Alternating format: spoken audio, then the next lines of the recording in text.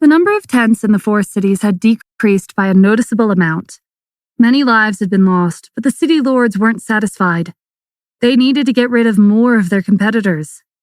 When Stephen returned to his hotel room, the ice dragon flew through the window and took on human form.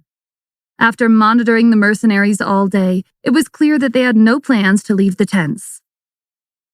They're either waiting for orders from their superiors, or they'll only leave the city when someone finds the treasury, the ice dragon said. They're no help. What are the city lords up to? Stephen asked. Did they find a way to locate the treasury? No, their cities are remote and they're not as wealthy. They have limited manpower and resources. The Sky Lion and Julaine flew into the room through the window. After they entered the city with Stephen and had a feast, they'd left to search on their own. There were thousands of miles of ice and snow. It stretched as far as the eyes could see. The beasts were resilient in extreme environments, but even their auras couldn't penetrate the frozen layer of the earth when it was so thick. Stephen knew the Sky Lion and Julaine hadn't found any clues from the dejected looks on their faces. Be patient. These things take time. Killian has high expectations, the Sky Lion said in disappointment.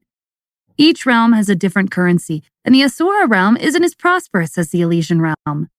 To increase the standards of living, we need resources from other realms, and the best way to do that is to earn money here first. Julaine nodded in agreement. She and her companions had recently moved to the Asura realm, and they didn't have any money. The mercenaries aren't doing anything. This is a critical moment, and we need to borrow the human realm's technology. I'm sure your realm has contraptions to explore the underground. This thought had crossed Stephen's mind before. Excavating an ancient city underground was similar to excavation of cultural relics in the human realm. The various layers of rock in the geological structure emitted waves at different frequencies. Seismic waves were used to measure the magnitude of an earthquake. Following the same principle, when the ground was blasted, the waves would spread downward, and waves of varying frequencies could be measured to figure out if the space below was hollow or packed with rock.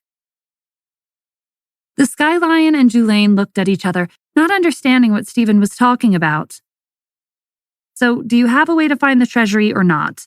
Julaine asked impatiently. I was told that there were many ancient cities underground, Stephen said. The mercenaries couldn't have modified all of them. There's a way to determine where the cities are, but there's no guarantee that it's the one we're looking for. I'll need to consult the experts in the human realm. Then what are you waiting for? Julaine urged. There's a whole treasury of wealth waiting for you. Are you really going to let someone else get to it first? Like I said, be patient. I can't use the human realm's technology right now, so you'll have to wait. While the other cultivators are fighting it out, we'll use our time wisely and look for it. Maybe we'll accidentally stumble upon it. This wasn't the right time for Stephen to attract so much attention. Many eyes were on him. If outsiders found out that he had a way to find the treasury, the three guild leaders would be sending many more mercenaries after him. This wasn't Minori City. The glacial domain was remote, and anything could happen. Over the next few days, the cultivators made all the preparations they could and attacked the bitter pond again. Some of them managed to lure the water monkey away from the pond, while the others carefully descended the spiral staircase.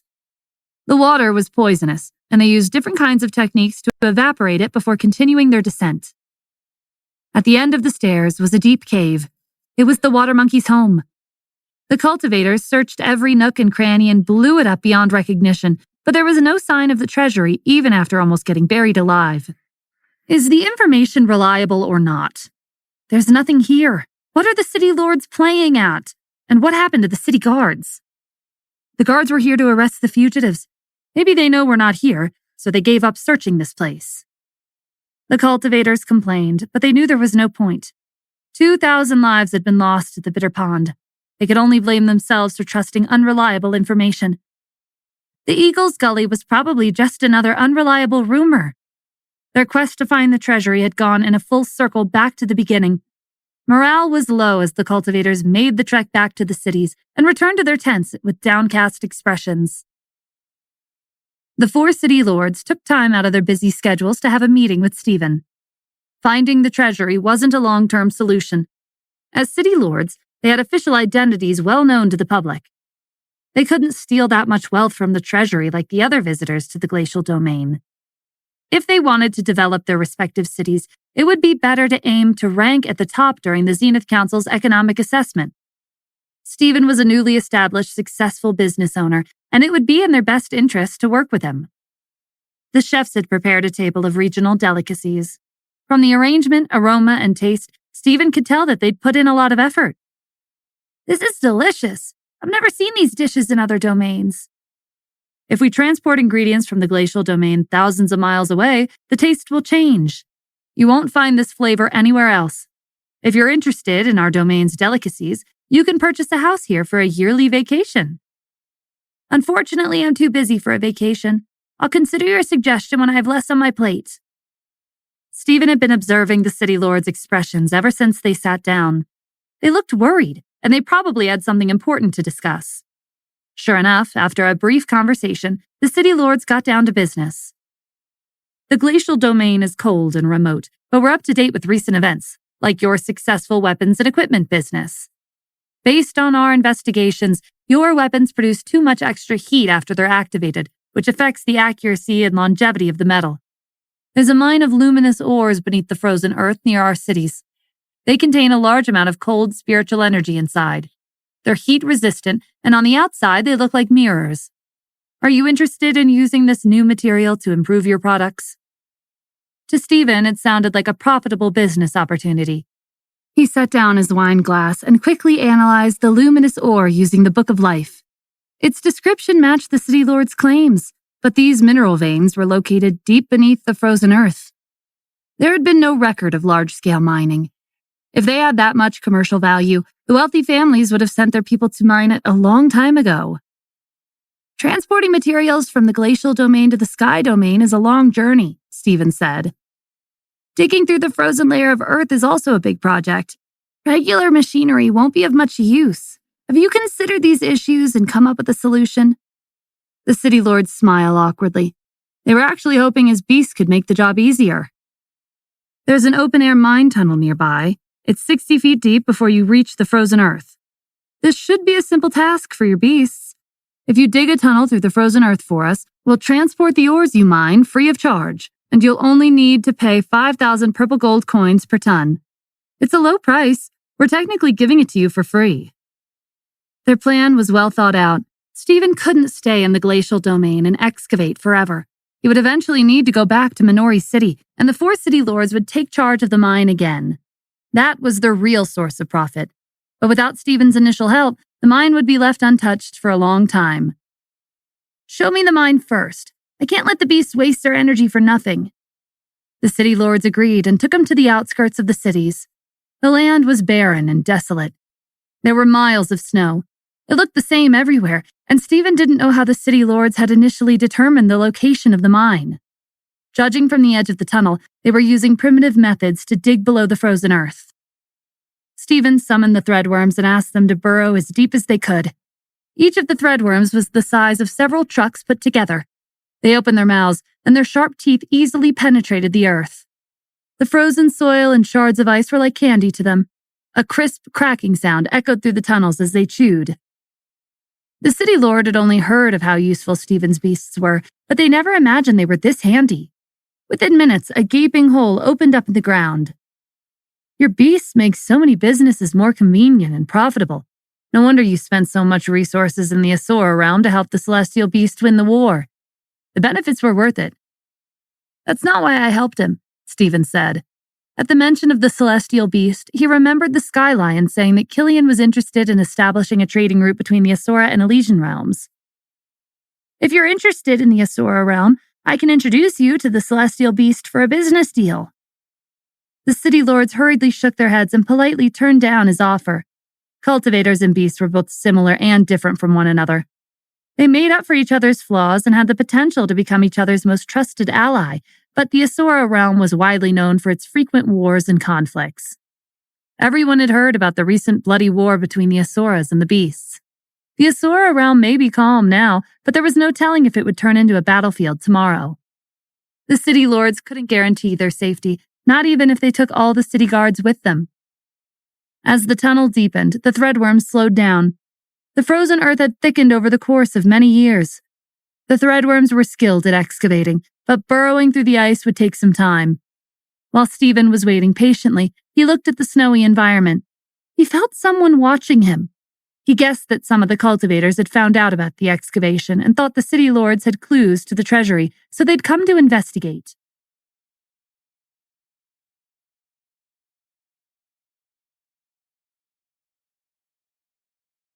The guild leaders of the Alliance had each sent one of their students to the glacial domain.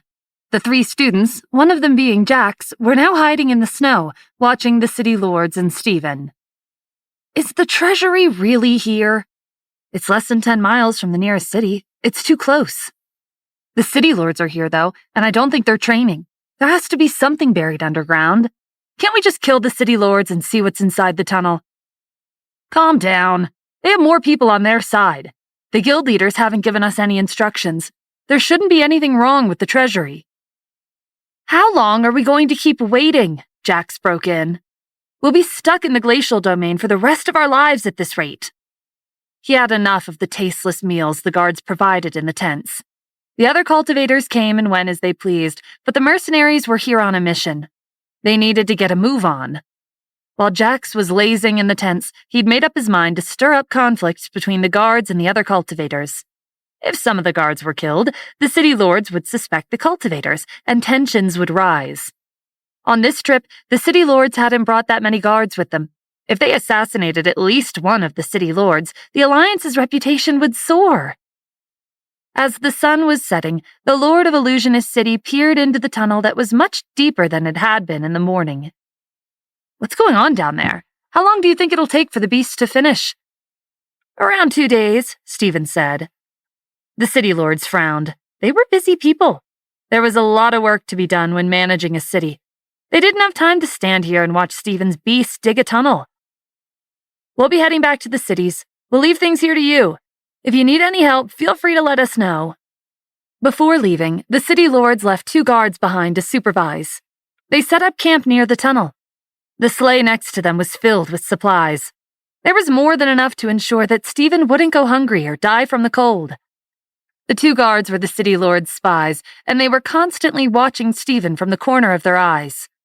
But because of interference from the icy winds, they didn't know what the threadworms were doing underground. The threadworms' voices sounded in Stephen's mind. We've reached the mine. It's full of luminous ores. Based on their color and shine, it'll have high commercial value. Take some for yourselves and store some for the factory, Stephen said. He'd already predicted it wouldn't take 2 days. The city lords saw the threadworms as tools. They were just using them to dig a tunnel that no one else could. He doubted they would notice if some of the ores were missing. The mine was filled with them. The threadworms swept through the mine like a tornado, devouring ores at lightning speed. The ores they stored for the factory went through a preliminary purification to remove the impurities to save space in their stomachs. This natural process saved the factory several complicated steps. Aside from luminous ores, there were other types of ores and crystals deeper in the mine. They all contained cold energy, so they were more or less the same. The guards waved Stephen over and offered him a cup of liquor to warm him up before getting some shut-eye. They volunteered to stay up and patrol the perimeter. Stephen joined them by the bonfire and accepted the cup. As he took a sip, he could still feel someone watching him. He had a feeling that tonight wouldn't be as peaceful as the afternoon. The 3 mercenaries had been hiding in the snow all day, watching Stephen. When the city lords separated from the group and headed back to the cities, they didn't try to stop them. They felt like Stephen was a better target.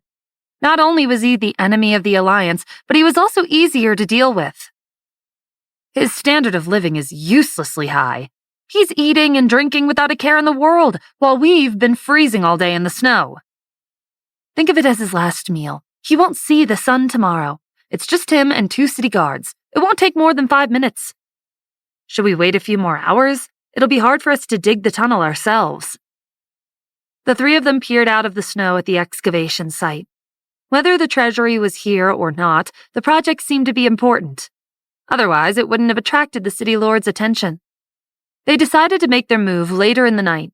After they killed Stephen and the guards, they would head to the depths and explore. The city guards had placed a clay pot over the bonfire. It was bubbling with soup, meat, and vegetables. Stephen was reminded of the hot pot back home as he ate. Don't go on patrol tonight.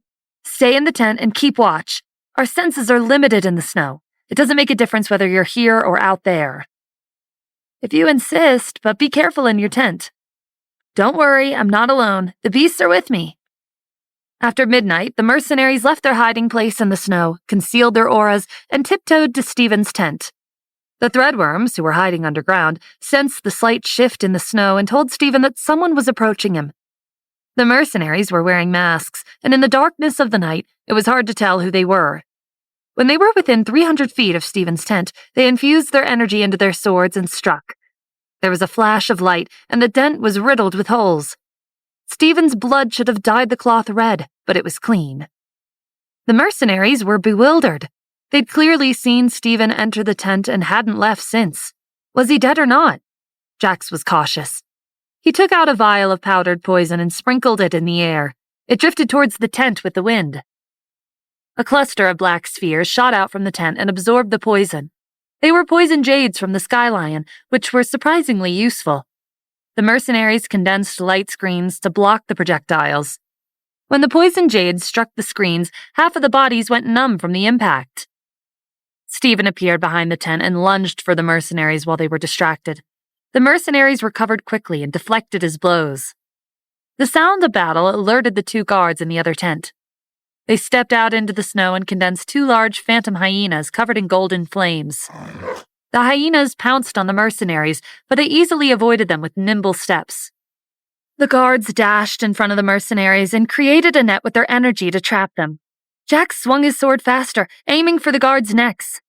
The guards dodged the fatal blow in the nick of time, but his sword grazed their skin, drawing blood. Stephen frowned as the skin on their necks turned black. He tossed them a poison jade to extract the poison. "Stay back! I can handle them!" Jax laughed. "You're just arrogant because you have so many beasts." The mercenaries sliced the hyenas in half and shattered their fangs. The guards grimaced from the backlash of having their phantoms destroyed. To maintain a phantom, a cultivator's mental energy was needed. It was like a connection between a puppet and its creator. When a phantom was destroyed, the backlash had varying levels of severity, but it was always there. Flames sparked to life on Stephen's sword as he rushed towards the mercenaries, seemingly about to engage in a 1-on-3 fight. But battles were competitions of wisdom and strategy. Only a fool would fight with their life on the line. He landed on the ground and pointed the tip of his sword at the snow. "This is the entrance to the treasury. I know what it is that you're here for. If you keep this up, I'll destroy it." The flames on Stephen's sword burned fiercely, and an explosive power surged within. Even though Jax and the other two mercenaries were the guild leader's students, they didn't know where the treasury was.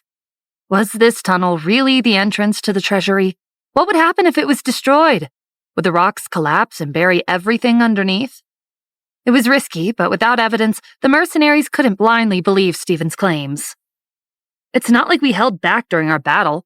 The guild stationed guards at the treasury. Why didn't they come to the surface if they heard us fighting?" "You can bury the entrance if you want to. We can always dig another one." Stephen scoffed. "The glacial domain is famous for its impenetrable frozen layer of earth. Do you really think you can dig another tunnel without help from the beasts?" He spoke confidently even though it was all nonsense, but the mercenaries hesitated. Stephen wasn't wrong. They didn't have the means to dig a tunnel through the ice. If he caused an explosion now, the destroyed tunnel would be frozen over in the span of a few hours.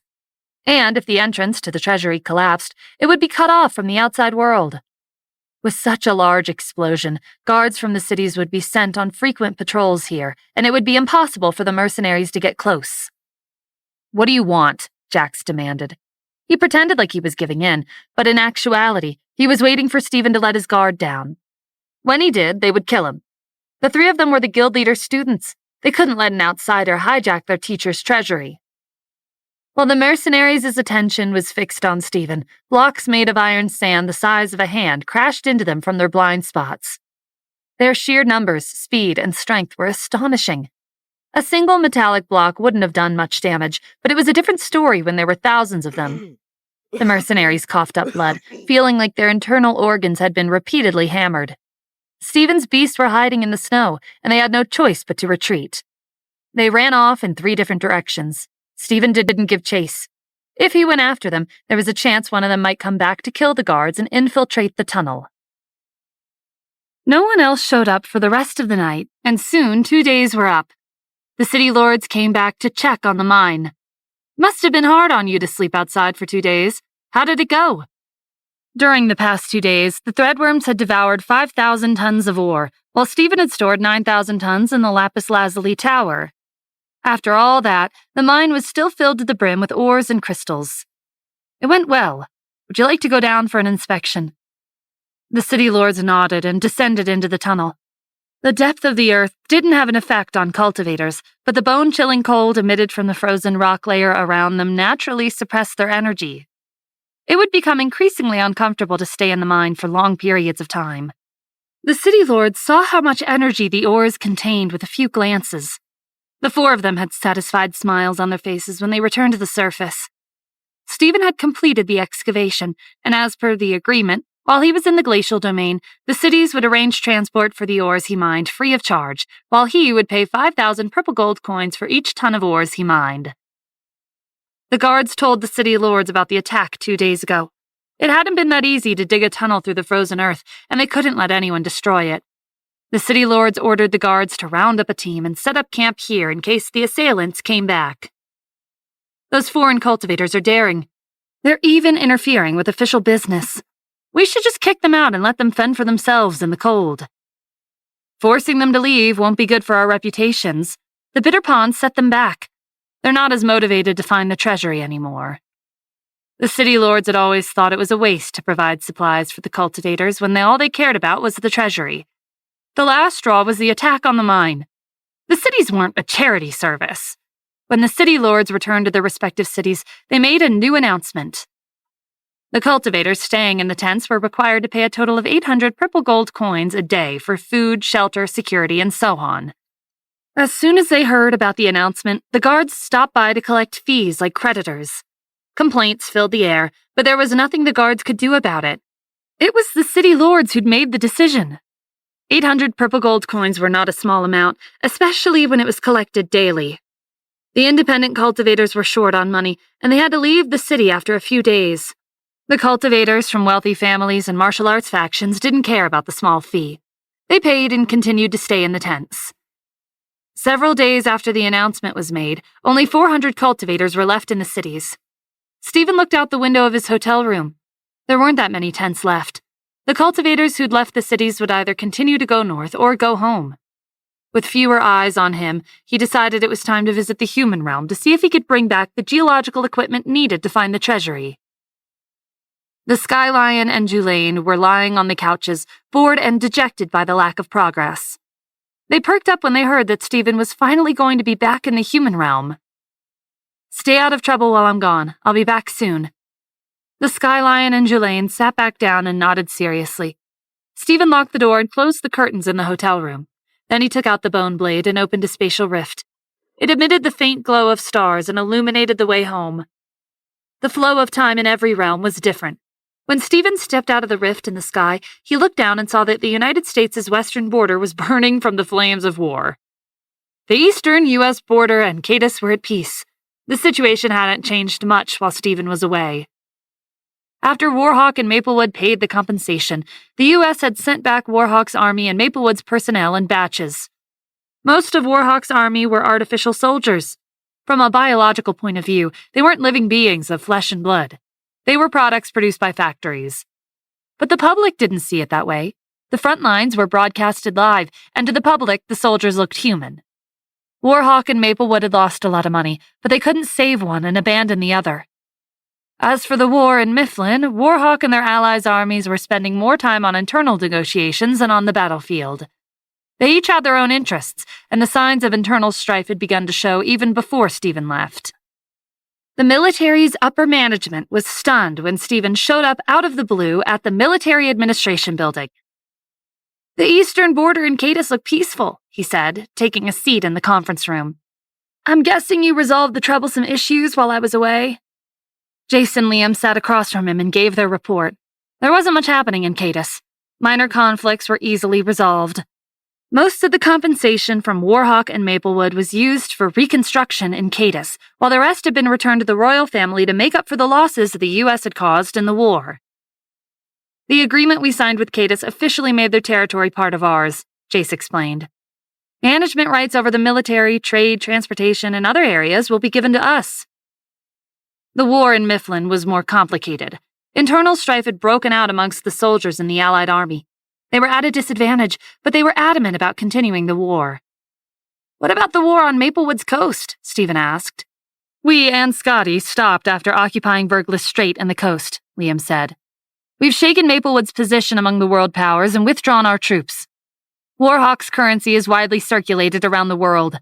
For example, petroleum, coal, rare metals, and large-scale arms deals are traded using their currency. After Scotty took over the coast, stocks, funds, and bonds all over the world were on the verge of collapse. The demand for upstream industries was reduced. If we continued the war, the economies of countries around the world, including ours, would have stagnated. The potential economic loss would have exceeded the consumption of war. Liam showed Stephen the data. The unemployment rate, per capita income, number of bankrupt companies, taxes, and so on would have increased. We and Scotty decided to stop the war to maintain the peaceful lives of the people in our countries and abroad. But this isn't the end. We still have the director of Warhawk's logistic department, Fared. Around half a month ago, Liam had infiltrated Warhawk's parliament with a small team of Leviathan unit members. Nader-Run's team had been eliminated, and the mercenaries had left the human realm. There weren't any other hostile forces taking advantage of Warhawk. The death of a cultivator negated their mental control over someone else. Liam and the Leviathan unit members had ambushed some of Parliament's key representatives and implanted an AI chip in their brains to monitor their every move. Farid was one of the only reasons why Warhawk's army surrendered in Cadus, but it wasn't entirely his fault, Liam continued. He was only in charge of logistics. Commanders Natasha and Damaris share a majority of the responsibility. The Parliament's impression of him isn't that bad. If we play our cards right, we can make him the head senator. To make someone who allied with the U.S. the head senator was no easy task. If this were a decade ago, Stephen would have never seen it coming. It hasn't been that long since Paxton became the head senator, and now Meryl's taken her position back. Are you planning to assassinate her? No, we're going to spread negative rumors about Paxton and Meryl being instigators of war. It's not that far from the truth. When the time is right, the Parliament will impeach the current head senator and vote for a new one. Impeaching the head senator was a serious matter. It had only happened once in Warhawk's history. Stephen had to admit that he was intrigued. Regardless of the success rate, he hoped that his plan would proceed smoothly. After wrapping up their discussion, Stephen scanned Jace and Liam's auras. How's your cultivation? Are you close to ascending? We've been stuck at the peak of the red dust immortal realm for a while, Jace said. We haven't found a way to break through yet, Liam added. Jace and Liam were young and talented, and they were also the closest subordinates of the Leviathan unit's leader. Under his guidance, it wasn't surprising that they'd improved so quickly. For every cultivator, crossing the threshold between the red dust and true immortal realms depended on luck. Stephen reached into his pocket and took out 2 vials of cultivation pills. Take these. They might help you break through to the next realm. After Stephen's meeting with Jace and Liam, he went straight to the Underground Research Institute. The main purpose of his trip was to bring the geological detection equipment back to the Elysian realm. As the elevator descended, he saw a familiar face dressed in a white lab coat. The head researcher of weapon and equipment development was analyzing a blueprint on the projector with his team. In the eyes of powerful cultivators, the human realm's weapons were considered unorthodox because both had the potential to instigate mass destruction. Mr. Adams, it's rare for you to visit us, the head researcher said with a smile. What brings you here? In the Elysian realm, there's an ancient city underground below a frozen layer of earth, but I don't know where it is. Will it be possible to find its exact location? The head researcher explained the principles of seismic waves and the functionality of a seismometer that was used to detect and measure earthquakes. The information wasn't complicated, and it wasn't that different from the explanation that Stephen had given to the Skylion and Julaine. To find the ancient city, they would use the difference in speed of reflection and refraction of the sound waves to analyze the composition of rocks. It was similar to how bats emitted high-frequency sound waves to dodge an obstacle or locate food. The head researcher handed Stephen a gadget the size of his palm with an LCD display and miniature explosives that looked like a battery. It's easy to use. Bury the device securely near the site of the explosion, and the shock waves will be recorded on the screen. Make sure there's no other sounds interfering with the data. Stephen memorized the head researcher's instructions before giving him the luminous ore. This is a mineral unique to the Elysian realm. It's heat-resistant, and it might be able to improve our weapon's heat dissipation system. The head researcher placed a luminous ore into a device, and numbers appeared on the computer screen. The values were unimaginable. I've never seen an ore like this before. There really are all kinds of unique resources in other realms. I'll modify our weapons with it and show you the results the next time we meet. Great, I'm looking forward to it. If it turns out well, I'll give you a larger supply of the ores. Stephen stored the gadget and the explosives in the lapis lazuli tower and headed to Mifflin. The country came into view as the ice dragon flew past the western border. The cities near Lake Isaiah were more deserted than Stephen remembered. Warhawk and their allies' armies weren't strong enough to invade the United States' fortress, so they'd blown up the roads around the lake instead. With the lack of transportation routes, supplies and daily necessities couldn't be circulated to the residents, and they'd moved out one after another. The Western Border Defense officer was sitting in the shade of the training ground, absent-mindedly watching the soldiers train when he felt someone standing beside him. He looked up and saw Stephen. He rubbed his eyes and blinked to make sure he wasn't seeing things. "Mr. Adams?" "No need to be nervous," Stephen said. "I'm just here to check on the border." The officer looked behind him and saw the ice dragon. It really was Stephen. The training ground and the camp were somewhat empty. Many of the teams that were stationed at the western border had left the front lines to fight Warhawk and their allies. It was technically combat training for them. Warhawk and their allies had been forced to retreat step by step, and now they were back where they started, at the edge of the desert. But during their retreat, they'd buried landmines and blown up the main roads. It would take some time to restore the usual transportation routes. The officer pointed at the map and explained the current situation to Stephen. Mifflin built an industrial park to the west of Lake Isaiah to produce firearms, ammunition, and other equipment. The production lines were imported from Warhawk. They've reached some kind of agreement with Mifflin after the initial refusal. Stephen looked at the coastline, where most of the crops in Mifflin were planted. At the very least, it guaranteed that the Allied army wouldn't starve. How is Warhawk transporting so many supplies to Mifflin? Didn't the authorities seal off the ocean where normal transportation route is for investigation after they found underwater mines? The authorities were under pressure from Warhawk and the Allies, so they opened up the route again. The 9 States Financial Group can't attempt the same tactic as before. Tension is rising, and the inspections of merchant ships are more strict. Stephen mounted the ice dragon and headed to Warhawk's coast. He summoned the blue whale, and a massive shadow appeared beneath the waves. The whale opened its mouth, and he hid in its stomach as it swam towards the gas pipes and communication cables of Warhawk's military at the bottom of the sea. Stephen left the whale and released a torrent of energy. The gas pipes in front of him exploded, and the flames spread through the rest of the pipes like a twisting snake of fire. Warhawk had a dense population, but their resources were scarce. Cutting off their supply of gas would make it more difficult for the factories to continue their operations. "Why do you have to go through so much trouble?" the whale asked. "You could have flattened their country with one wave of your sword." "Because I'm an ascender. I have to follow the laws of the heavens." Warhawk and their neighboring allies had established an intelligence center, and they were alerted the moment the gas pipes and the communication cables underwater were destroyed. The director of the intelligence center shouted for the subordinates to send out warships and submarines to the affected area and find the enemy. "Open fire if you encounter any suspicious individuals. Don't waste time asking for further orders." "Sir, the gas pipes were damaged. It's not safe for our people to go out there." "That's nonsense. Our enemy bypassed our security and sneaked underwater. Why can't we do the same?" In the end, the ships and submarines lagged behind, and the fighter jets arrived first. They dropped highly explosive bombs onto the surface of the water. Even if they couldn't find any clues, this made sure that the enemy would be blown to smithereens. The whale was at the bottom of the ocean, and the explosions on the surface couldn't reach this far down. "I think they've lost their minds. What's the point in dropping bombs when they don't know who the culprit is or where they've gone?" "It's probably to show off their military strength," Stephen replied. He wasn't planning on showing himself. Ignorance and lack of information always led to fear. A tense atmosphere had settled at the intelligence center. The military staff had tried satellites, radars, sonars, and telescopes, but they couldn't find the culprit behind the explosions. The indiscriminate bombing continued for several hours, and it didn't stop until late in the evening. but there were no results except for their wasted ammunition. Maybe the culprit's already dead. Where could they have gone after destroying our gas pipes and cables? You sound optimistic. Until we find a body, we can't say for sure that they're dead.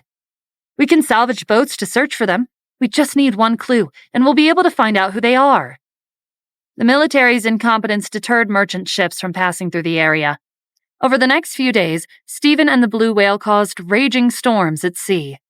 When Warhawk's military came to search for them, Stephen summoned the ice dragon back to his spiritual world and hid inside the whale before it dove into the depths of the ocean without a sound. The intelligence center was at a loss for how to deal with the invisible enemy. Without accurate guidance, the Navy was useless. The threats to the ocean pressured the Allied army in Mifflin even more. I asked the factory to replace the conventional gunpowder in our long-range artillery shells and modify them into high-temperature aluminum heat agents, the Western Border Defense officer told Stephen when he came back. Causing a fire in the desert will give us a natural advantage. Water is scarce, and they won't have any to spare to put out the fire. Be careful not to destroy the oil fields and mines, Stephen warned. Yes, sir. A fire in the backyard shook the morale of the Allied army. They rarely went out to fight on the battlefield and spent most of their time arguing with each other. Their superiors had requested to leave Mifflin, but they'd been rejected. Stephen went back to the Elysian realm, free of worries. Under the astute management of the 4 city lords, the chaotic situation caused by the foreign cultivators had basically come to an end. Some of the cultivators had recognized the mercenaries' identities and sought to work with them, while others had given up on the treasury and went home. The Skylion and Julaine crowded around Stephen when he returned to the hotel room. They were anticipating a brilliant device from the human realm that could find the underground ancient city. But when they peered over his shoulder and saw a small circular device, their faces fell. Is that it? The Skylion asked. It's so tiny, Julaine added. Is this really going to work? You'll understand when we use it, Stephen said simply. The Skylion and Julaine were impatient, but he didn't want to rush into things. Most of the cultivators had left, but the remaining teams were elite. They had to be careful. Stephen peered out the window and looked in the direction of the tents. A commotion at the city gate drew his attention. The 4 city lords were standing at the entrance with hundreds of guards behind them. They seemed to be waiting for someone prestigious. A luxury convoy pulled up to the gate.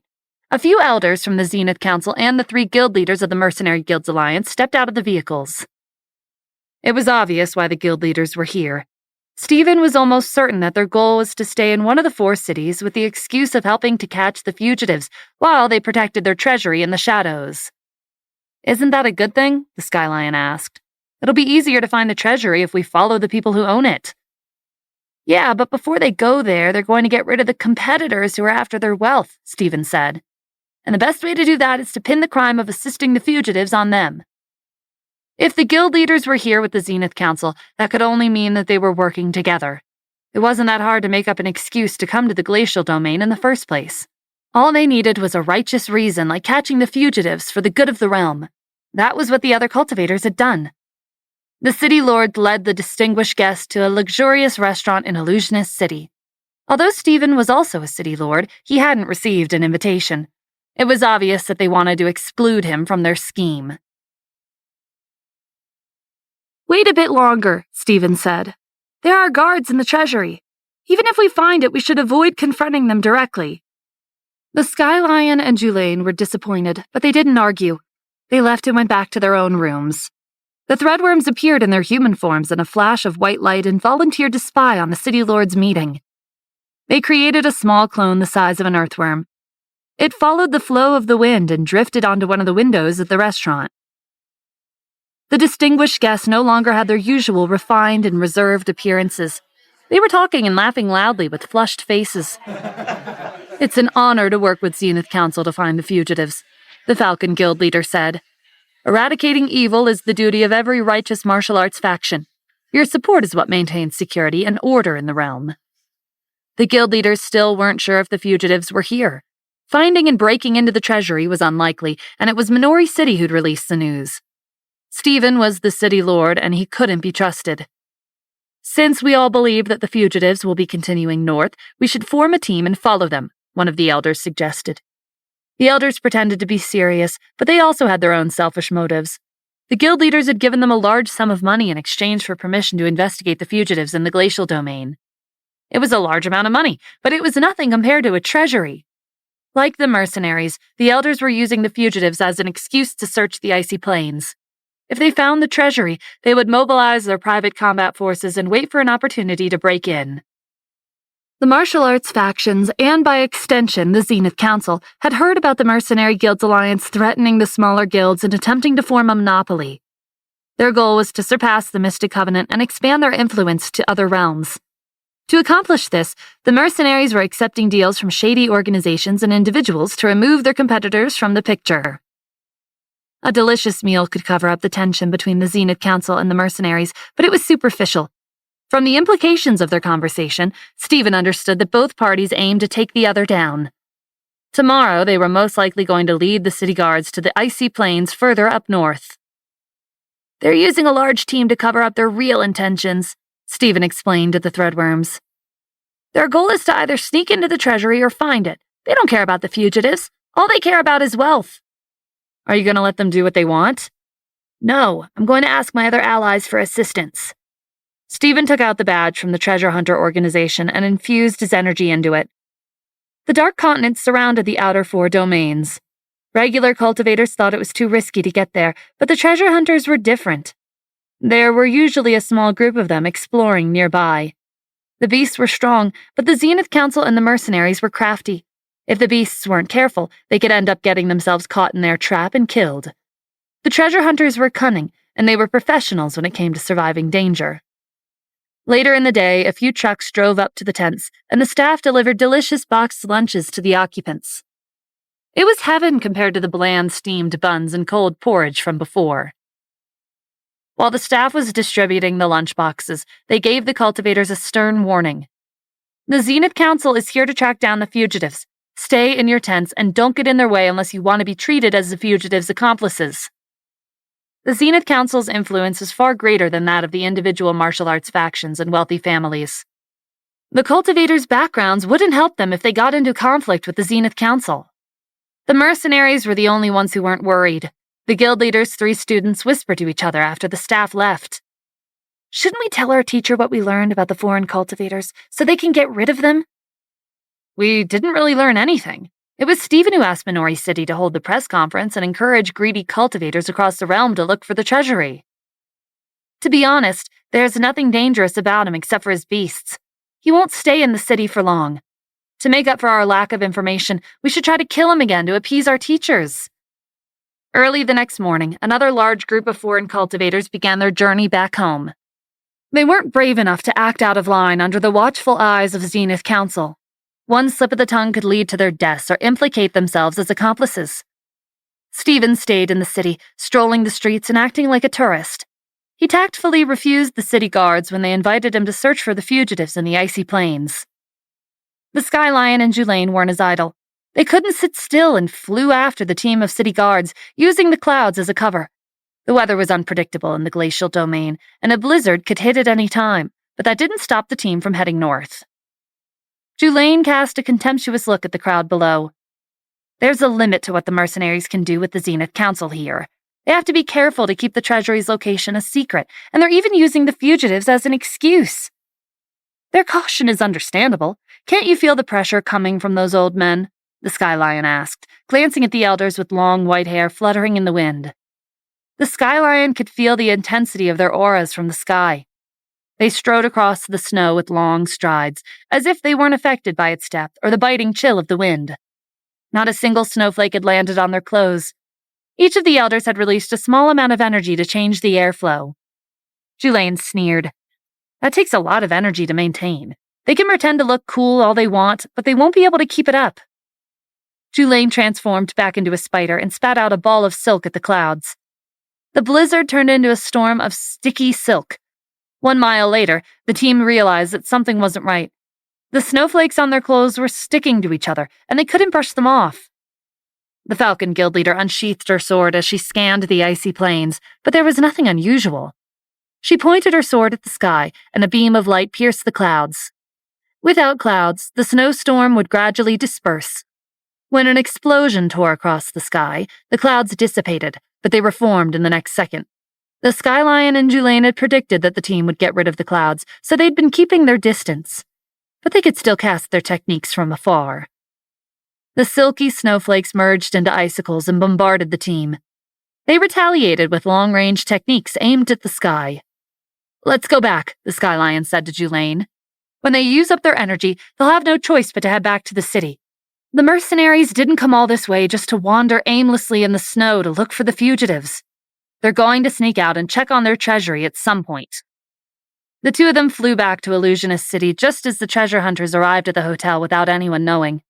The leader of the team, Cyril, was one of the two treasure hunters who'd greeted Stephen when he went to Abysm City to attend the exhibition.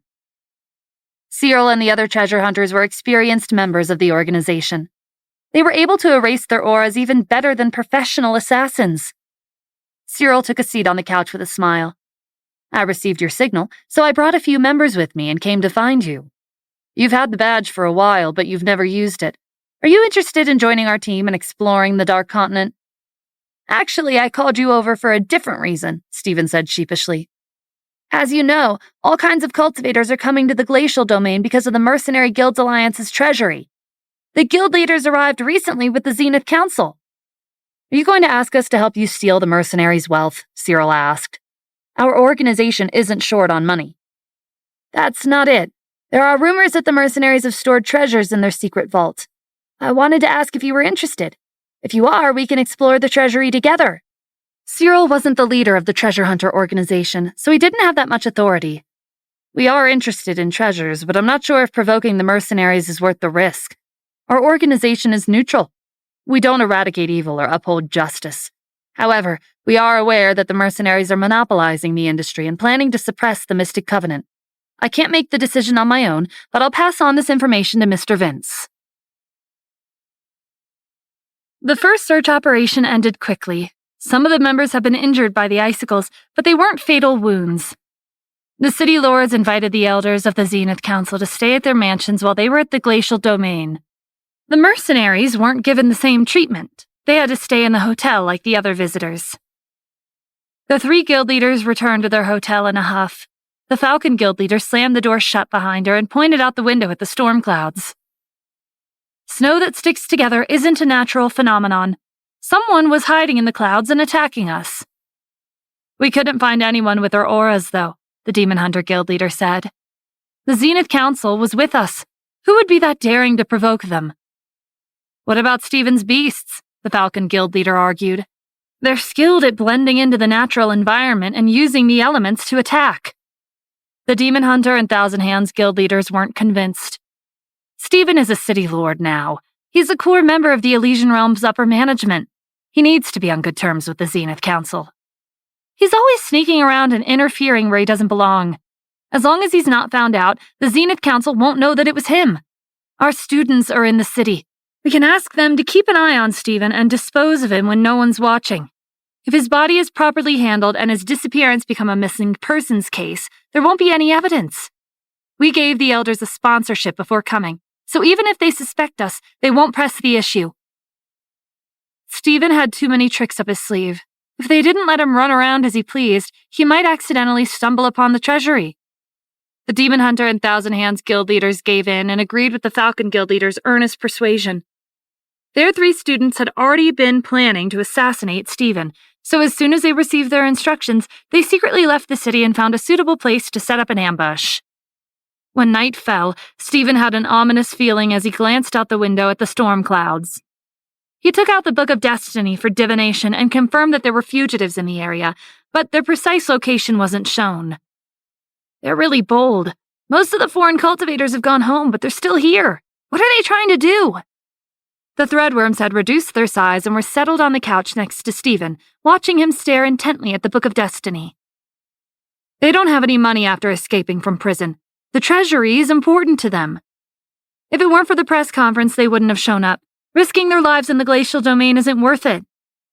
There's too few of them. They won't be able to find the treasury on their own.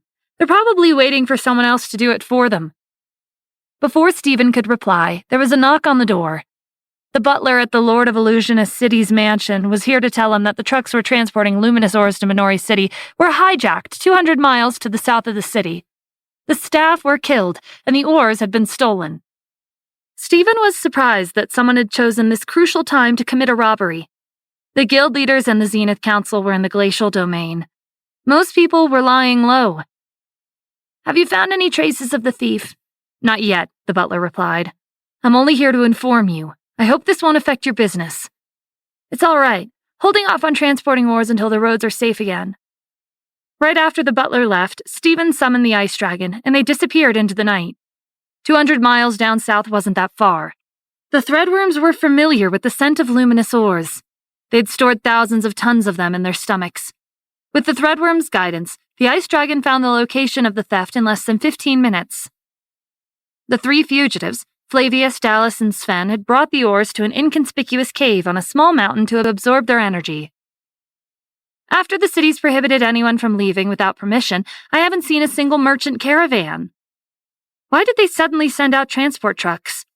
I bet they found a new mine with luminous ores. That's why there's so many of them."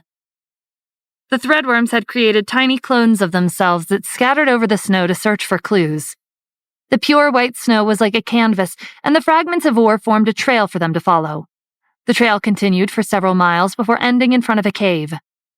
The threadworms listened to the conversation inside and determined the thieves' identities. It was the fugitives, and the threadworms could sense their intimidating auras.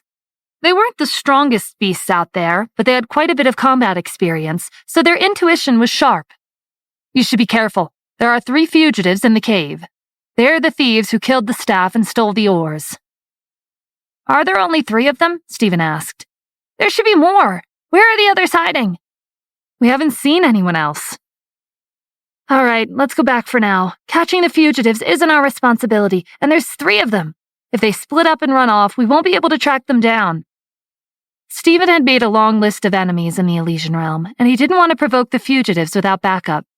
But just as the ice dragon turned to fly back to the city, the fugitives reached out with their auras to check if anyone had followed them and sensed Stephen and the ice dragon's presence in the sky above the cave. A surging wave of energy swept towards Stephen. It was fast and powerful. With guidance from the ghost fire, he managed to avoid it. Flavius gave Dallas and Sven a meaningful look before rushing after Stephen alone. The large sword Flavius carried with him was one that he'd owned before his ascension. During his heavenly trial, he used his sword to shatter the lightning from the heavens. The ice dragon released a stream of ice and snow at Flavius. A layer of ice formed on his skin, but it didn't slow him down. He swung his massive sword at Stephen, who countered with his own weapon. When the 2 swords clashed, Flavius felt a needle-like sensation pricking his mind. It was a sliver of negative energy invading his senses, silent yet impossible to guard against. Flavius was skilled in swordsmanship, but he somehow missed every single one of his strikes by a mere inch. A group of city guards came into view. They heard a commotion and were coming to check on the situation. Flavius landed on the snow, shot Stephen a glare, and sprinted off in the other direction with Dallas and Sven. The city guards hurried up to Stephen. "Are you all right, Mr. Adams? Were those the fugitives?" "I'm fine. Yes, there's 3 of them. They're also the thieves who stole the oars." The city guards gave him a once-over to make sure he wasn't injured before heading in the direction where the fugitives had vanished. The fugitives had a head start, and Stephen didn't think the guards would catch up. The guild leader's 3 students had heard Stephen's battle with the fugitives at the same time the city guards had. They were planning to join in, but the guards had gotten there first. "Searching for the fugitives in the middle of the night is a waste of time, but they've made things easier for us," Jack said. "Stephen's alone. This is the opportunity we've been waiting for."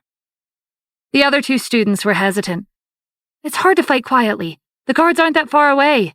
If we start a fight now, they'll come back." "Just kill them as fast as you can before anyone realizes," Jax replied. As students of the guild leaders, the 3 of them had been waiting for a chance to make a great achievement. With Jax's encouragement, the other 2 students agreed to his plan. They followed Stephen from a distance as he made his way back. Stephen had summoned the ice dragon back to his spiritual world and was walking back to Illusionist City. The moonlight illuminated a path in the snow. There was a bone-piercing chill in the air. After the fugitives and the guards left, he sensed another aura nearby. The ice dragon's voice echoed in Stephen's mind. "Be careful, they're coming." A ball of energy whistled through the air. Stephen calmly condensed a layer of iron sand to block it. After tossing out several more balls of energy, the mercenaries leaped out of their hiding place for a direct confrontation.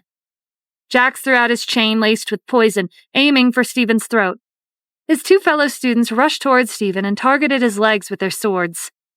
Stephen summoned a phantom of the fire phoenix. Its wings were hundreds of feet long, and its body was composed of the purest flames. The phoenix circled around Stephen and formed a barrier of fire. Phantoms grew stronger as time passed, but very few cultivators used them in a defensive way. The mercenaries thought Stephen's technique was absurd. When they lunged for him again, he stayed where he was. Their weapons dispersed some of the flames, but they couldn't penetrate the barrier. The Demon Hunter Guild leader's student condensed lightning on his sword. This was a technique that his teacher had taught him. The strength of his energy was amplified by imbuing it with lightning. He slashed with his sword, unleashing crackling balls of lightning the size of a barrel. Tendrils of electricity extended from the surface as the lightning continuously divided in half before fusing together again. The ghost fire wasn't as adept at predicting techniques that utilized this much energy, so Stephen relied on his speed to avoid the attacks. Electricity flared as the balls of lightning rained past him, melting the snow and scorching the ground underneath. The entire area was filled with lightning. If Stephen so much as brushed against a single spark, he would be electrocuted. Not even his layer of iron sand or barrier of fire could protect him. The guild leader's students looked on in amusement, knowing that they'd driven Stephen into a corner. Stephen had to admit he was impressed with the lightning. There weren't that many cultivators out there who could render the ghost fire's predictions useless. The three guild leaders of the Alliance were powerful cultivators who'd founded their own guild. It went without saying that their students had something special about them. Stephen's barrier of fire could recover when it was destroyed, but it wouldn't be able to block the lightning completely. The guild leader's students and their team of mercenaries threw out blades of energy at Stephen. The sooner they ended the fight, the better. Energy brushed harmlessly past Stephen's skin as he ran across the snow. Fortunately, unlike the lightning, the ghost fire could predict the trajectory of these attacks. A small step to the side was all that was needed to dodge. Stephen darted forward and dropped to a crouch to avoid another blade of energy. A ball of lightning followed closely behind. The ice and snow covering the ground served as a conductor.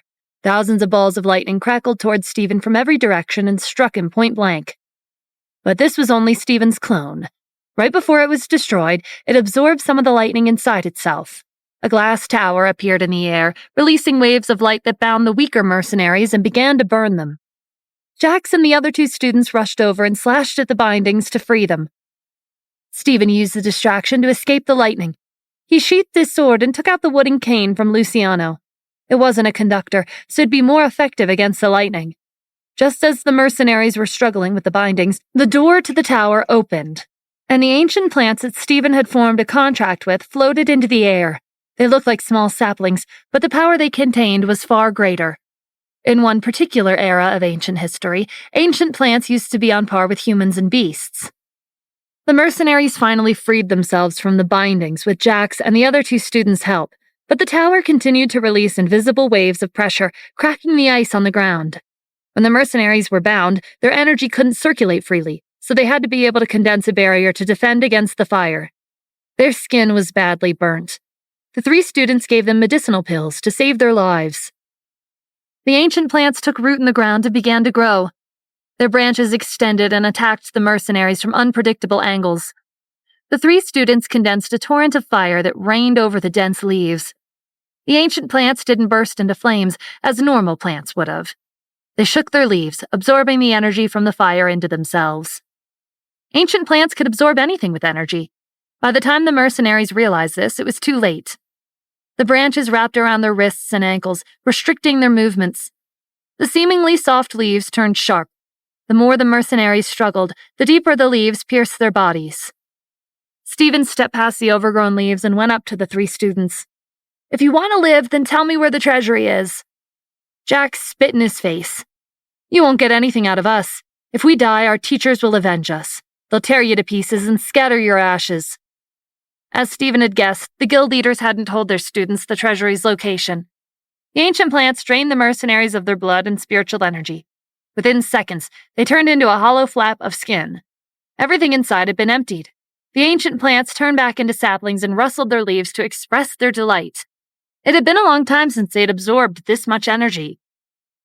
Stephen gathered the saplings, brushed the snow from their leaves, and put them back inside the tower. He disposed of what remained of the mercenaries' bodies and went back to Illusionist City. Surprisingly, he didn't feel drained after fighting 2 consecutive battles. He gained insight and experience, and energy was overflowing inside him. He had a feeling that he was about to break through to the gold rank. Stephen set up a defensive array in his hotel room and entered a meditative state. His energy circulated backward, strengthening his bones and muscles. The power of faith from his internal world poured out and wrapped around his internal organs protectively to prevent them from being damaged when he broke through. Stephen's energy continued to surge for the rest of the night. It wasn't until dawn when it slowly calmed down and his cultivation reached the gold rank. Nothing was as earth-shattering as ascension, so he didn't have to worry about the natural laws taking effect. The defensive array in the room was enough to hide his breakthrough from the outsiders. The Sky Lion, Julaine, the Threadworm, Zodiac Beast, and the Ice Flood and Iridescent Dragons had been on the rooftop, guarding the hotel to make sure Stephen broke through safely and undisturbed. They felt the change in him the moment his cultivation reached the gold rank, and they all crowded in his room excitedly. The beasts he'd contracted with were especially enthusiastic. The power that came with the blood contract was shared between the master and the beast to a certain extent, and Stephen's progress made the contracted beasts feel stronger, and it had temporarily heightened their impulses to fight and kill. "Let's go kill those mercenaries. We'll leave one alive and make them tell us where the treasury is." "Not yet," Stephen said, standing up and stretching. "We're still waiting for a reply from Vince." Illusionist City was as peaceful as ever. With a sharp decrease in the number of outsiders and the threatening presence of the Zenith Council, the security of the 4 cities was at its best. The city guards had searched the vicinity for the fugitives for a whole night, but there was no sign of them. Meanwhile, the guild leaders were sitting around a table, staring blankly at their breakfast full of regional delicacies with no appetite.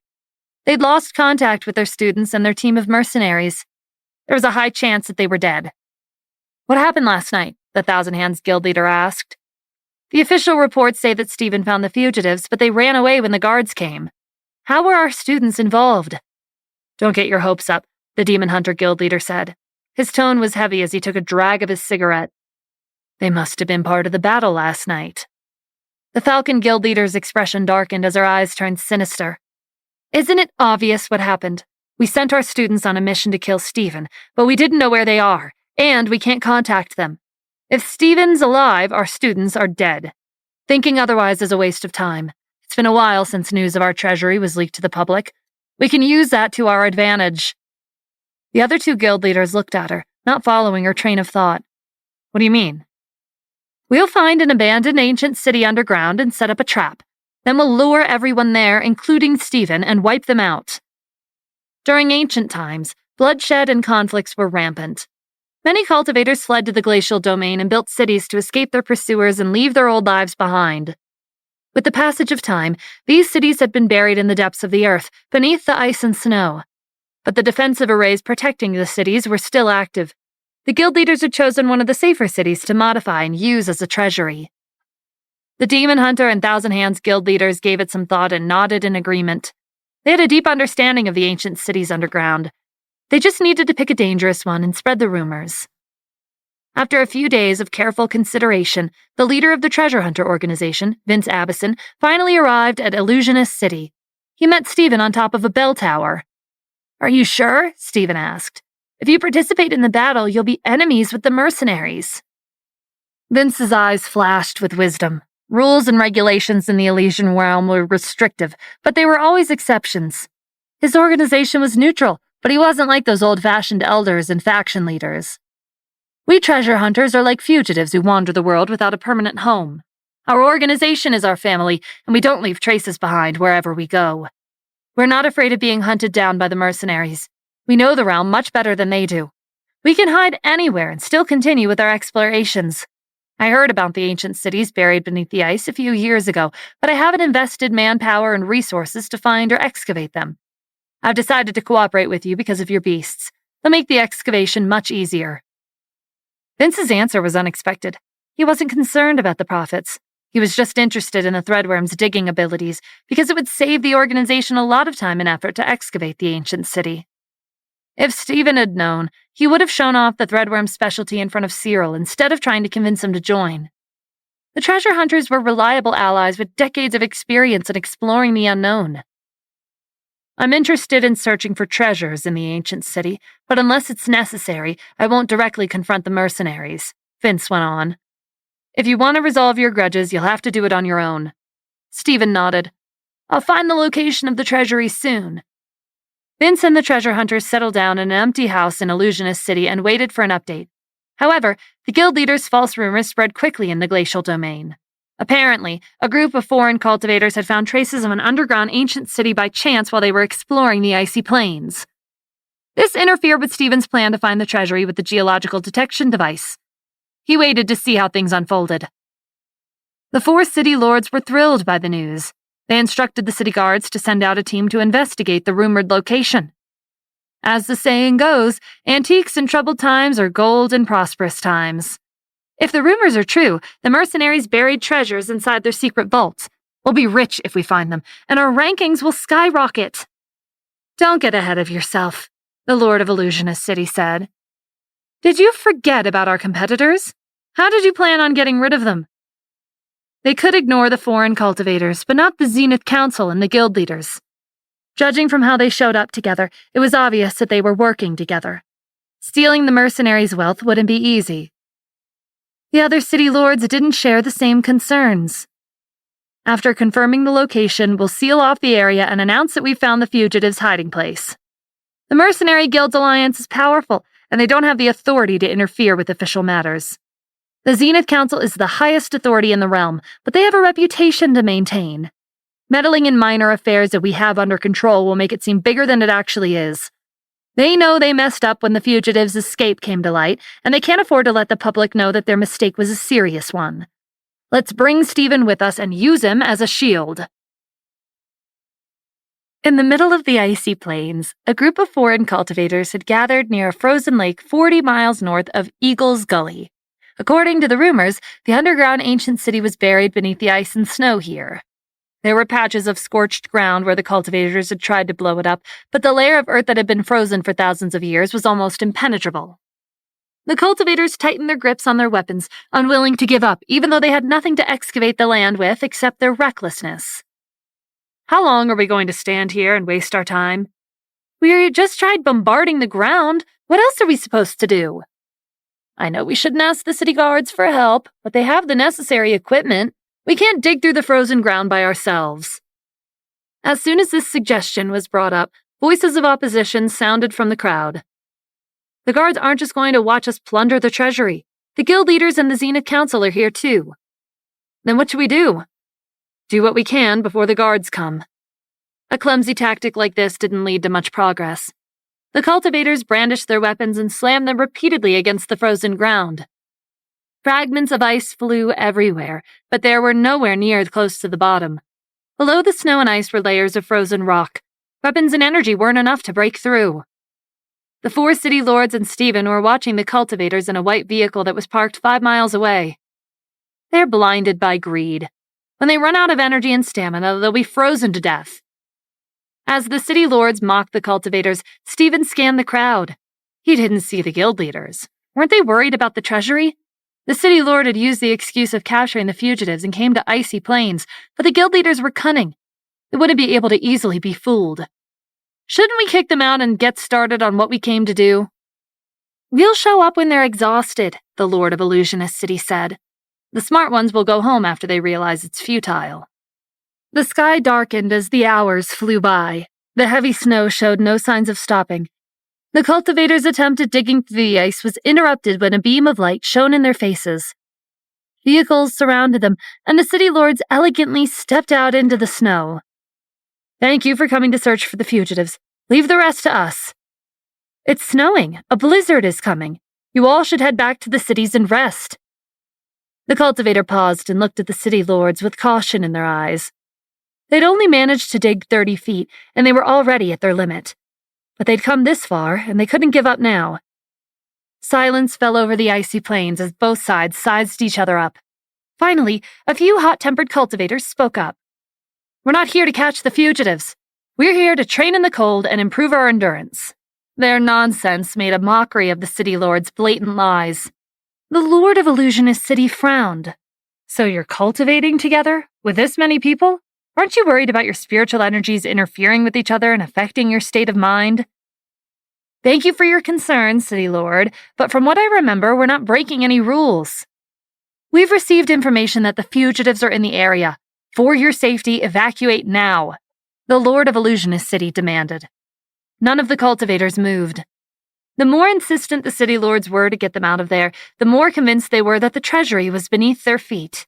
This was the last step of their long journey, and they wouldn't be leaving without a fight. The cultivators brandished their swords. To the city lords, this was an act of rebellion. The Lord of Illusionist City threw his cane forward. He vanished from where he stood and reappeared in the crowd, like a tiger pouncing into a flock of sheep. He caught the cane and swung at the cultivators. He was old, but he was vicious and strong. It was too late to dodge, so the targeted cultivators raised their swords to block, and the strike packed with an unimaginable force. The city lords' canes slammed into their swords, knocking them back and causing them to accidentally slice into their own skin. Challenging the authority of the officials is a crime. I'm giving you one last warning. If you don't leave, you will be treated as the fugitives' accomplices. The cultivators who'd been hit by the cane had blood over their faces and torso. It was a gruesome sight. The crowd was livid, but they didn't dare utter a word. They quickly put some distance between themselves and the furious city lord. The Lord of Illusionist City had no trace of anger or exertion on his face. It was like the short scuffle just now hadn't drained any of his energy. He gently shook off the blood from his cane and called out to the cultivators in the distance. Anyone else who wants to test the law? I don't mind if you all come at me at once. Saves me the time. The cultivators wanted nothing more than to kill the Lord of Illusionist City, but they knew they didn't stand a chance.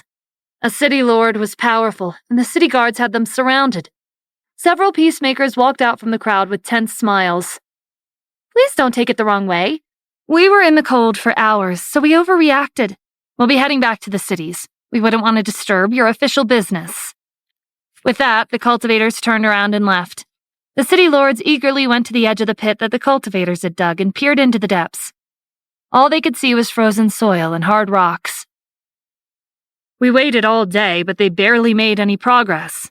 They're useless. Forget about them. It's our turn. A blizzard is coming. If we don't hurry, the snow will bury the pit. Stephen was curious about the excavation about to take place. He didn't know what the city lords had planned. Just then, he heard the sound of gears turning from the back of the vehicles. These are weapons we purchased from your factory, the Lord of Illusionist City explained. They arrived a few days ago, and we haven't had a chance to test them until now. Stephen didn't know if he should be surprised or amused. He and the city lords flew thousands of feet above the ground. The biting cold of the snowstorm prickled their skin. Stephen threw out a wave of energy laced with fire, hoping to scatter the dark clouds in the sky, but the snow extinguished the flames almost instantly. The city lords advised him politely. Don't waste your energy, Mr. Adams. It won't work. The power of nature in the glacial domain is pure. Think of the domain as the laws of nature itself. The snow looks like a cluster of snowflakes, but here it's more like the purest form of water. Back when the city lords first took on their positions, each of them had tried to change the climate, but they failed every time. That was the main reason why the four cities hadn't developed that much. Stephen was proficient in the fire element, but it was far from enough to change the laws of nature. An explosion lit up the icy plains. The flames clashed with the cold spiritual energy in the air, turning the snow into rain and lightning. The guild leaders were watching from a vantage point at the Eagle's Gully. They weren't worried about their treasury. There was an ancient city located underground where the city lords were, but it wasn't the city they'd modified. Stephen's artillery is impressive, the Demon Hunter guild leader commented. The Falcon guild leader scoffed. It's only effective against a fixed target. It's not practical in real battles. The faster they dig, the faster they'll trigger the defensive array. Her grudge against Stephen would not be relinquished until she witnessed his death with her own eyes. When the guild leaders were designing the treasury, they'd chosen the safest ancient city, but during the construction, more than hundreds of lives were lost. The rest of the cities would be even more dangerous. It's too bad the city lords chased the other cultivators away, the Thousand Hands guild leader said. They could have perished together. The best-case scenario is that they come back to take revenge against the city lords. They're not brave enough to start a conflict with the authorities. the Falcon Guild leader replied. That's why we should encourage them from the sidelines. After the explosions stopped, it took a long time for the smoke to settle. When the surroundings cleared, a pit that was 600 feet deep appeared in the snow. But the layer of frozen earth was still there. The ammunition had been used up, and the city lords didn't have much patience left. They went over to the pit and tested the depth and hardness of the frozen layer. The explosions had only melted the ice on top. They had a long way to go. The city lords signaled to the guards, who went to the back of the vehicles and carried dozens of large wooden containers onto the snow. They were filled with high-energy crystals. The dark red stones were bigger than a fist, and they were radiating concentrated waves of spiritual energy. Stephen recognized them. They were high-grade fire crystals, and they were priceless in the glacial domain. The city lords must have spent a fortune to purchase them and transport them to the north. The guards tossed the fire crystals into the pit and set up an array to amplify the heat. The pit burst into flames. The crystals were like firewood after the flame was ignited. The heat spread downwards into the frozen earth, and the guards set up another array that absorbed the rocks and soil like a tornado. Stephen didn't know how deep the frozen layer was, but based on how long it had taken the threadworms to excavate the tunnel to reach the mine of luminous ores, they would have to wait till noon tomorrow before a path was created into the ancient city. The city lords were well prepared. The Lord of Illusionist City handed Stephen a cup of steaming coffee and snacks. As you can see, this has nothing to do with the fugitives. Since you've agreed to accompany us, let's enter the treasury together once the excavation is complete. If anyone asks, just tell them the reason we gave you. The fugitives are hiding in the area. The city lords hadn't openly discussed their plan with Stephen when they brought him along, but he'd already guessed the real reason. I understand. I would ask the beast to help, but unfortunately they were injured in last night's battle. They're sleeping to recover. It was a lie, but the Lord of Illusionist City didn't seem to care, probably because the excavation was already well underway. No worries, we're not in a hurry.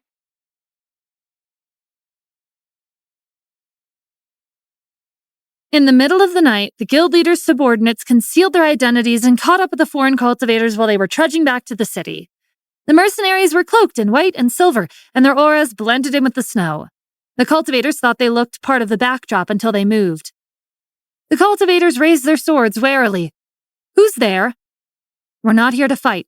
The city lord and the guards have surrounded the treasury. Do you really want to give up on the wealth buried in the snow and let the authorities take it all for themselves? How are they any different from thieves? We have the same objective. Why don't we work together and take them down? Then the wealth will be ours. The mercenaries' words struck a chord with the cultivators. They'd gone through hardships and suffered a great deal of humiliation because of the city lords. If they left now, their efforts would be wasted. But how were they supposed to get the upper hand when the authorities were involved? The guards are well prepared, and the city lords are no joke. We have the advantage in numbers, but we can't win a fight against them. The mercenaries reached into their cloaks and pulled out a handful of miniature scrolls. They were engraved with patterns. Each scroll was like a miniature array. In battle, the cultivators wouldn't need to use their own energy to fight. They could rely solely on the scrolls, which were capable of explosions, poison, ice, and more. The effect of each scroll was determined by the color pattern. The foreign cultivators were suspicious. You must have had a lot of money to spare if you can afford to give us this many scrolls at once. What are you plotting? The mercenaries chuckled. This is a gift to show our sincerity. If you keep stalling, the city lords and guards will get to the treasury first. You heard the explosion, didn't you? They're almost there. Aside from a few exhausted cultivators, the rest swarmed towards the scrolls and gathered them into their arms. Scrolls were hard to make. They cost quite a bit of purple gold coins because experts had to use special and expensive materials to engrave patterns onto the parchment. As the cultivator examined the scrolls, they came up with a plan. They were greedy for wealth, but they didn't want to throw their lives away meaninglessly. They would use the scrolls to attack the authorities from a distance. If it went well, then they would charge in and engage in close combat. If the scrolls failed to cause sufficient damage, they would leave the glacial domain and go home. The three guild leaders were at the Eagle's Gully, watching the cultivators turn around and head back to the excavation site.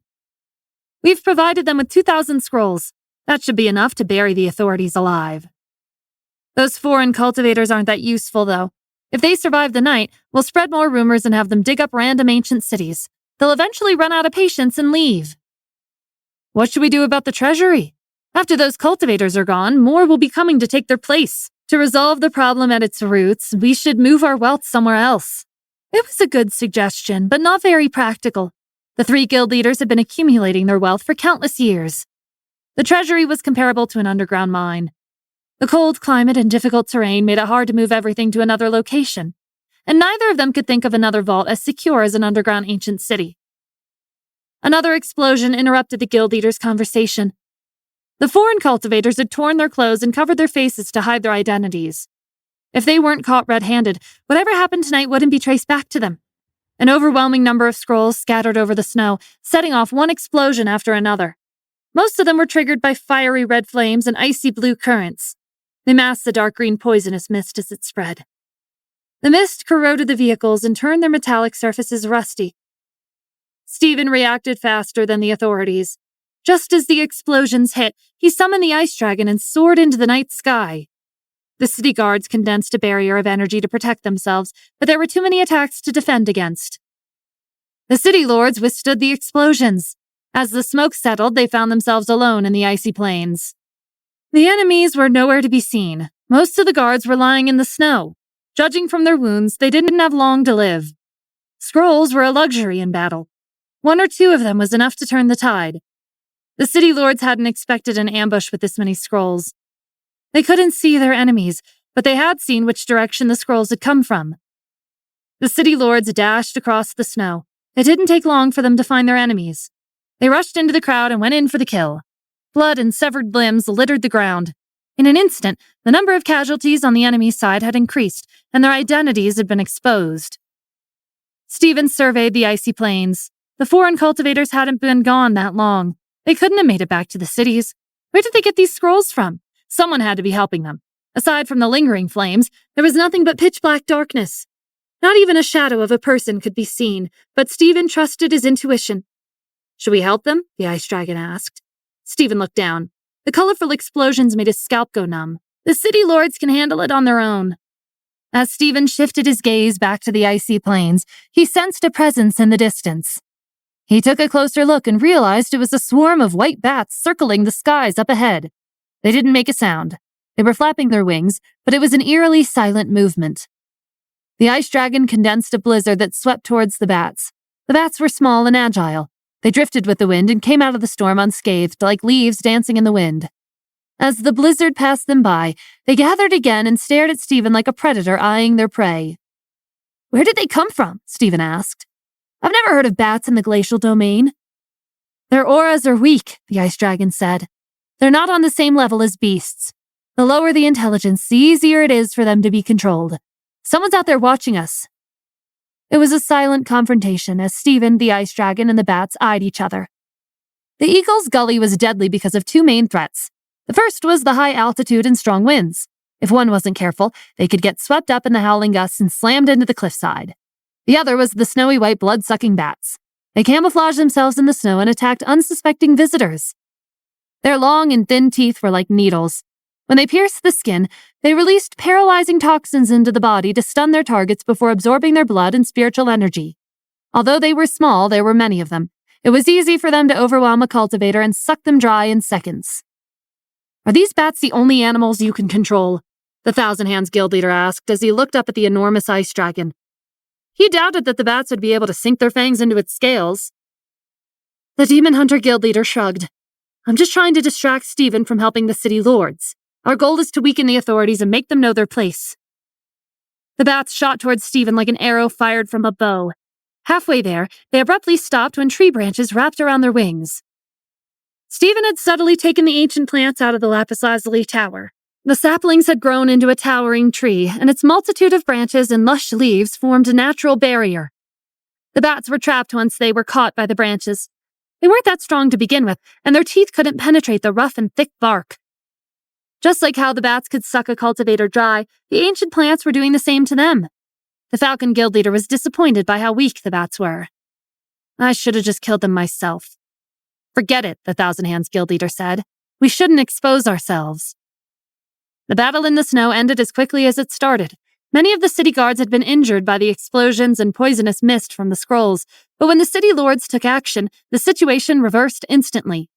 The foreign cultivators saw that their plan had failed, so when the city lords began killing them off, they focused their remaining attacks in the pit before fleeing into the darkness. When the battle concluded, all that was left were the city lords and the guards, who were covered in wounds. We should have killed them instead of letting them leave the first time around. We were too merciful.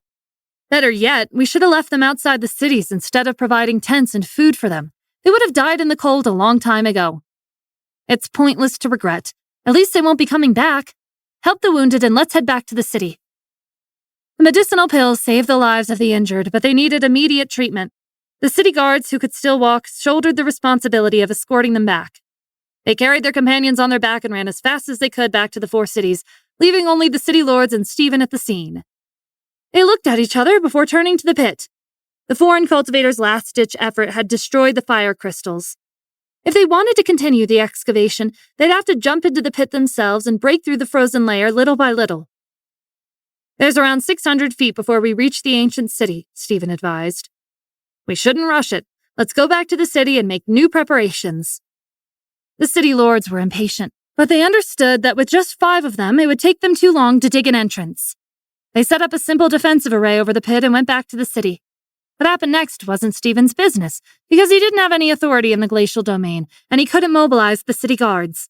He went back to the hotel to sleep.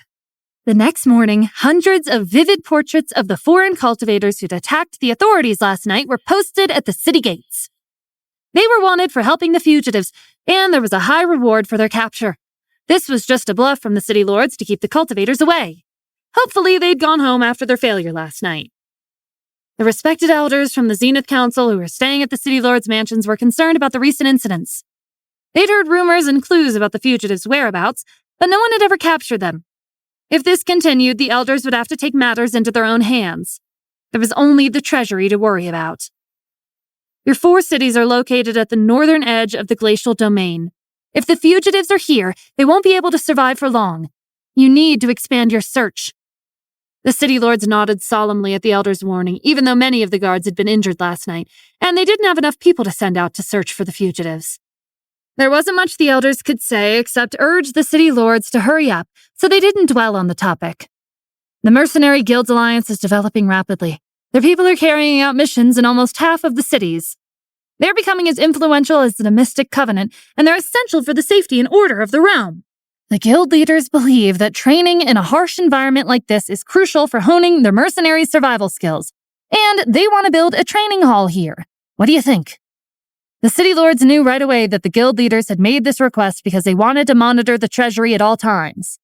Their reasoning was valid, so the city lords had no reason to refuse. Moreover, the increase in cultivators staying in the city would have a positive effect on our rankings. Our friends from the Alliance are welcome to the glacial domain anytime. We'll do our best to support the construction of the training halls. The elders gave the city lord disapproving looks. The mercenaries will pay generous management fees as long as you create a beneficial environment for developing their business. The city lords grasped the elders' meaning. Privately owned properties needed to be protected, and this responsibility was just as important as maintaining the security and order of the realm. Please don't worry, elders. We'll take full responsibility for the training hall as if it's our own company. Compared to the city lords, the Zenith Council wasn't allowed to interfere with management affairs. This was a rule that prevented them from privately expanding their forces and amassing wealth. Their authority was limited to maintaining order or promoting the development of cities through rankings of implementing new regulations. It wasn't until mid-afternoon when Stephen woke up from a knock at the door. Vince was here with Cyril and Blair, the other treasure hunter whom Stephen had met in Abysm City. After last night, most of the foreign cultivators had left. Everyone was lying low, waiting to see what would happen. The icy plains were once again deserted. Vince thought this was a good idea to find the ancient city without anyone interfering. The Sky Lion and Julaine looked at Stephen expectantly, waiting for his reply. Stephen gave them a nod. All right, let's get to it.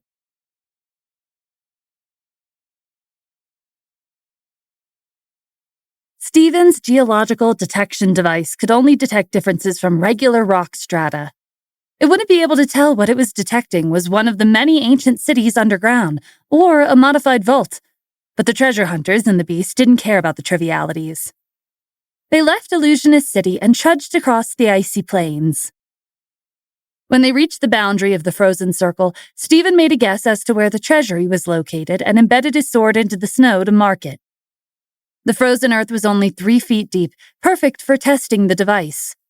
He set up the device and buried it in the snow 100 feet away. The explosion was quiet, and the wind blew the smoke and dust away right after. There was no trace of fire. A wave appeared on the LCD display of the device. "What does it mean?" Vince asked. Stephen shrugged. "I don't know. We just need to test different places and find a set of data that's different from the rest." Using directional detonation to detect different rock stratum based on shock waves was a hit or miss, but their objective made the device easy to use. They didn't need to know what the components of the frozen layer were or understand the specifics. For the next 3 hours, Stephen stood in the snow with Cyril and Blair, bracing himself against the freezing wind. Vince had taken charge of the device. While he was operating it, the Sky Lion and Julaine enthusiastically followed him around to test different areas in the snow. It turned out that the threadworms, Zodiac Rat and Zodiac Rabbit, weren't the only beasts Stephen knew who could create clones of themselves. The Sky Lion and Julaine could do it too. As a matter of fact, many beasts possessed the ability, but the number and strength of the clones was highly varied. While Stephen was away, the Sky Lion had brought a small team of beasts from the Asura realm who were staying in the Haven domain to the Glacial domain. They each created smaller clones of themselves to help out. As hundreds of clones set up explosives across the snow, Vince went from one location to another with the Sky Lion and Julaine, burying the device in the snow, waiting for the explosion, and picking it up to analyze the data.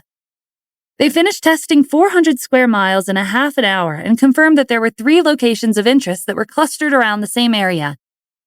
A few seconds after the device detected the explosion, the wave in the display had slowed down and rapidly decreased. It was likely that the sound wave from the explosion had traveled from the rock strata to the air, indicating that there was an underground space. One of the threadworms spoke in Stephen's mind. "Do you need us to dig a tunnel?" "No, this is different from the luminous ore mine. If the treasury's here, there are mercenaries guarding it. It'll be safer to find the entrance." Cyril and Blair were experienced treasure hunters with keen senses. This trait wasn't always useful in battle, but it was vital for hunting. The two of them split up to search for the passage. Vince estimated that Cyril and Blair would be able to find the entrance to the treasury before sunset. At a depth of 1,500 feet, there was a large ancient city. It had become the Mercenary Guilds Alliance's treasury after decades of renovation. In here, mountains of purple gold coins and rare ores and crystals weren't considered wealth. The treasury stored priceless treasures left behind by ancient cultivators, as well as rare texts that no one knew about. Even though the treasury was underground, it wasn't dark or sealed. It was bright and filled with vitality. The light from the energy crystals, while the dense vegetation formed an ecosystem that provided food and oxygen. There were more than 100 guards stationed in the treasury, but there was a team of 3 main guards that stood out from the rest. Lendl, Quentin, and Errol were platinum-rank cultivators, and they were trusted subordinates of the guild leaders. Lendl was leaning against the trunk of a tree in a meditative state when he had an ominous feeling. Someone is hovering around the entrance. Quentin and Errol didn't think too much of it. Recently, there'd been a crowd of foreign cultivators in the icy plains, and several chaotic battles had broken out. Nothing had come of it except death and disappointment. Most of them had left the glacial domain and gone home. Everyone's coming to the glacial domain these days to look for the treasury. What's there to be worried about? They might be getting close, but they won't find the exact location. There's also the frozen layer above us. Who can dig through that? All of a sudden, an alarm sounded through the treasury, indicating that someone had entered the tunnel. The distance from the frozen earth to the treasury was 1,500 feet. A spiral tunnel of over 300,000 feet in length had been created as a passage, and several gates had been installed as checkpoints. The 3 main guards jumped to their feet. Errol signaled to 10 guards and led them into the tunnel. In the icy plains, there were piles of snow of different heights that had been frozen over the years. They were harder than rocks. Cyril noticed that one of the piles of snow was slightly lighter in color and more transparent than the rest. When he swung his sword, it shattered easily, and a wide hole in the ice came into view. Vince took out a combat puppet from his interspatial storage ring. The puppet had been produced at Stephen's factory. It walked into the darkness with heavy steps, and 600 feet later, it encountered a gate made of special metal. Energy crystals were embedded in the stone walls around the gate, and from the dim lighting, there weren't any mechanisms nearby to open it. But there were faint footprints in the dusty ground, which meant that this was a passage. There are signs of cultivators, Vince said. If we destroy the gate, it might cause the entire tunnel to collapse. We need to melt it. The beast took on human form and entered the tunnel excitedly. The sky lion condensed poison jades and covered the gate with corrosive poison. Julaine attached silk to the edges of the gate to pull it down when it was corroded. The other beasts sprayed the surface of the gate with scorching flames. They froze from the cold in seconds. Fire and water were opposite elements, and together they amplified the damage output. It only took a few minutes for cracks to appear on the surface. Julaine tugged her silk, and the seemingly indestructible metallic gate collapsed. The puppet took the lead and continued deeper into the tunnel. It was sturdy and useful for detecting danger in advance. Based on the distance, there were a total of 5 gates. Before the puppet could reach the second gate, a flurry of punches landed on its metallic exterior. An ear-piercing sound rang out through the tunnel. Stephen, the treasure hunters, and the beasts were some distance away when the puppet was attacked. They hurried back the way they came. If they fought here, the tunnel would collapse. When they left the tunnel and looked back, they realized that the puppet hadn't followed them. It was destroyed by cultivators at the platinum rank, Vince said. Just then, a pile of metal components that used to be the puppet was thrown out of the tunnel. They were riddled with holes and cracks. Errol and the guards leaped through the entrance. Trespassing on private property is a crime. None of you will be leaving this place alive. As the strongest cultivation in the team, Vince drew his sword and rushed at Errol, the guard in the lead. Cyril, Blair, and the beasts attacked the other guards. An explosion tore through the snow and ice. Platinum-ranked cultivators were as formidable as the rumors. The pressure from the aftershock of Errol's attack made it hard for Stephen to breathe. He had the lowest cultivation here, and recklessly intervening would get himself killed. He summoned the threadworms and slipped out of the fight. They retreated a few feet away to watch from a distance. Vince, Cyril, and Blair gained the upper hand as soon as the fight started. Errol's hand shook as a numbing sensation shot up his arm when his sword clashed with Vince's weapon. He wasn't expecting the intruders to be so strong. When the foreign cultivators were fighting it out, he'd sneaked out of the tunnel to observe, but they were much weaker than the intruders today. The guards stepped back and combined their energy to condense a phantom of a 9-headed snake. Each head was a different color, indicating that they specialized in different elements. The threadworms condensed a layer of sand over Stephen's skin as he watched the snake condense a shower of glowing ancient symbols emitting a purple light over the beasts. Each symbol was an array that applied a heavy pressure to their targets. When the symbols attached themselves to the beasts, their bodies felt heavy, and they couldn't stay in the air. They were forced to return to the ground. Stephen had never seen a phantom capable of suppressing powerful beasts like the sky lion and Julaine. The guards themselves didn't seem that strong, but there was a good chance that summoning the 9-headed snake was a secret technique from an ancient martial arts manual.